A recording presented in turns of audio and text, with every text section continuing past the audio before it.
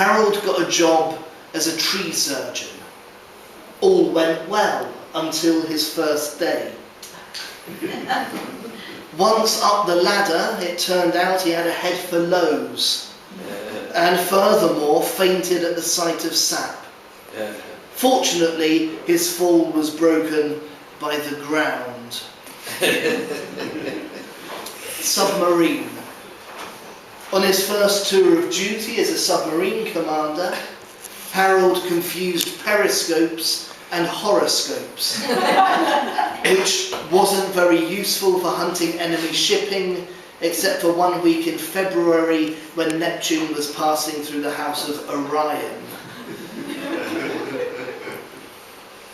The licence. One day, after a protracted period of unemployment, Harrold got a job as a secret agent. That evening, he phoned all his friends and all his family and told them the good news. The next morning, on his first day at work, his handler took him to one side for a word.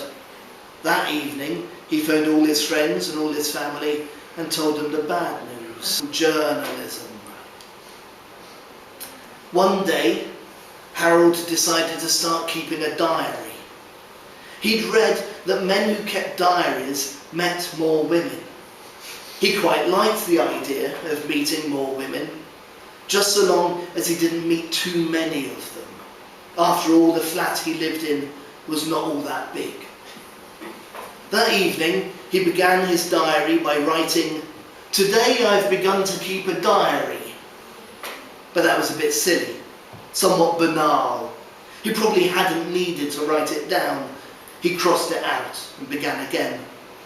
"Today I had beans on toast and a cup of tea."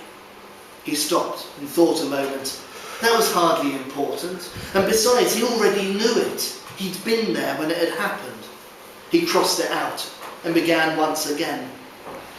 "Keeping a diary isn't as easy as I'd hoped," he wrote, before crossing it out almost immediately. "I already know that too," he said to himself. He got up and went to make a cup of tea. All this diary writing was becoming thirsty work. As the fridge was devoid of milk, he tied up his shoes and went out to the milk shop. Whilst browsing the wide variety of milk available, he noticed a woman nearby who was doing the same. As they reached for a carton, their hands bumped. "I've begun keeping a diary," said Harrold apologetically. "Really?" said the woman. "That must be very interesting." "Oh, somewhat," he said modestly, blushing pink. "I'd love to see it sometime," she said, with an eye twinkle. "It's not really finished yet," he answered, with a sigh. As they walked the short distance back to Harrold's flat, the woman chattered away happily. She'd grown up on a boat and never saw any cows, not until she was 18 and went away to university. Now she thought cows were the best things in the world. When Harrold opened his front door, she paused. She said hesitantly. "You keep the cows in here?" "Cows?" he said. "Yes, the cows in your dairy." "Oh," he said, "there's been a mistake. Probably my fault."